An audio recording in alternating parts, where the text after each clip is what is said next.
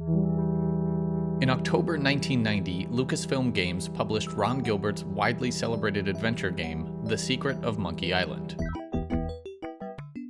And less than a year prior, Gilbert wrote an article for the Journal of Computer Game Design titled Why Adventure Games Suck. It detailed his thoughts on how these games could make better use of the medium to keep players engaged. For Monkey Island's 30th anniversary, let's have a look at the game through the lens of Gilbert's design philosophy at the time. If you haven't played Monkey Island, you're in for some spoilers, so pause now and go play it. It's worth it. To kick it off, Gilbert says to ensure the player is not frustrated while playing your game, and the lack of an initial direction can lead to just that. Right off the bat, Guybrush states his intentions, and the poor man, who's just trying to peacefully not do his job, gives him a pretty clear place to begin. It's no coincidence that that also happens to be the first building you can enter as you continue along. With that being said, often there isn't a straight line from A to B. There are smaller goals that need to be completed along the way. Gilbert says that letting the player know what the first sub-goal is essential in hooking them.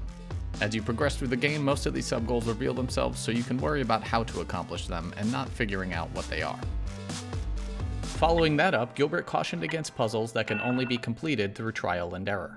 He wrote that adventure games should be able to be completed from beginning to end without dying or saving, that any dangers should be survivable if the player is clever.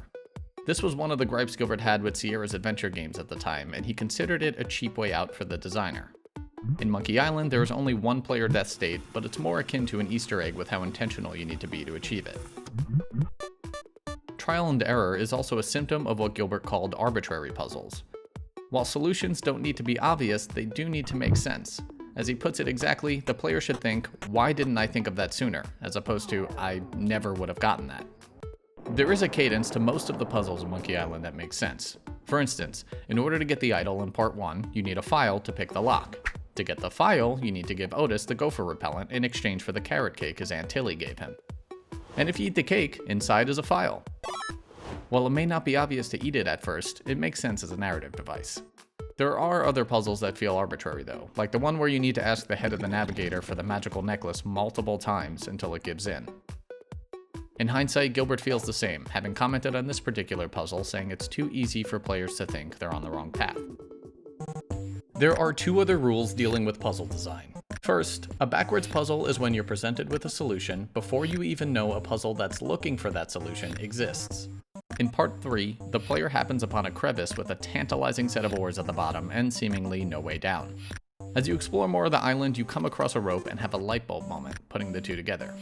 Monkey Island offers plenty of these moments and sticks to this rule for the most part. However, Gilbert also designed Monkey Island to be somewhat open, so the player can come across objects they don't know they'll need later, like the pot in the Scumbar kitchen.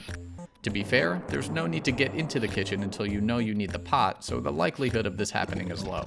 Then there's the I forgot to pick it up rule, which is the worst case scenario when dealing with backwards puzzles. It's a game-breaking design flaw that lets you move forward without grabbing a key, but doesn't let you double back to pick it up when you need it. If you had gotten to Monkey Island only to find out you needed some grog from Melee Island, you'd probably feel that the game didn't respect your time. This brings up an important point for a game designer to consider. There's a good chance the player won't do what you want, at the time you want, or in the order you want. So, this next rule cautions against designing real-time based puzzles. To avoid a frustrating experience, Gilbert recommends that puzzles should operate on Hollywood time instead of real time.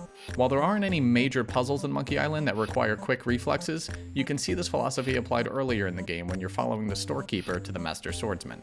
He's always one step ahead of you, but not so much that you don't know where he's gone, and not so slow as to frustrate you. It feels like the perfect experience of tailing a suspect, and it's very rewarding. Speaking of rewards, Gilbert had some rules dealing with how to handle those as well. As Gilbert puts it, the player needs to know that they're achieving. This idea can go hand in hand with a clear direction. If the player knows enough to move towards their goal, the sense of forward progression will remain steady. Fortunately, Monkey Island is paced pretty well when it comes to the feedback loop for the player, and getting to see the pixel art in part 3 is a gift itself. If there's one mechanic that didn't make me feel like I was achieving, it was insult sword fighting. I love the idea of it, but in execution, having to hear each insult and its response in order to wield it against the Master Swordsman became tedious after the 4th or 5th time. Gilbert also believed in rewarding player intent, and you see this implemented in the design of Monkey Island when looking at its context-sensitive cursor. Hovering over the various things in the world, you'll notice different action buttons light up.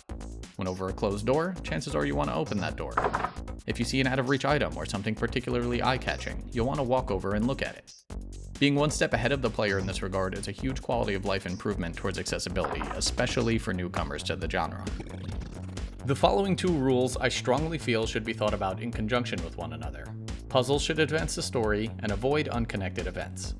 When designing a story-based game, cohesion between your gameplay and narrative is key. The player needs to understand that what they're doing is bringing them closer to their goal, and by that same token, what they're doing needs to make sense within the narrative. Monkey Island is a bit wacky all around, and this gives them a really fun playground to write in when it comes to puzzle solutions. For instance, in the start of the game, there's talk about what that grog the pirates are drinking is actually made of. In short, they're pretty blunt that it's highly corrosive, but if I had to guess, the pepperoni is what makes it go down smooth. When you fill a mug with it, the mug melts over the course of about 40 seconds. It turns out you need this to free Otis from his cell, but in order for it to survive the trip there, you need to bring a few extra mugs with you to pour it back and forth. This is a great example of a puzzle advancing the story in a way that feels connected with the narrative. The path through an adventure is often an overarching goal broken up into smaller goals. With the last rule in the article, Gilbert says these smaller goals can be utilized to offer options for the player in the event they get stuck and feel like they're not making meaningful progress. To visualize this, he uses the example of a player breaking out of a cage versus a player breaking into a cage. Cages are small, confined spaces, and in game design they offer little variability. When a player is trying to break in rather than break out, there can be many cages to focus on, and as such, the player's attention can be directed elsewhere while they let a puzzle simmer. Gilbert achieves this in the first and third part of Monkey Island, and it's easy to see when you look at their overworld maps, but it does feel a bit inverted in the middle. While Part 2 is the exception to more rules than just this one, it is more of a transitional segment as the player spends far less time on the pirate ship than they do on either Melee or Monkey Island. Gilbert ends the article calling on fellow designers not to forget that we are here to entertain. He believed in a more thoughtful approach to adventure game design, one that prioritized player experience and accessibility without sacrificing quality or challenge. Not many pieces of media can entertain new generations 30 years later, but Ron Gilbert's The Secret of Monkey Island can be counted among them.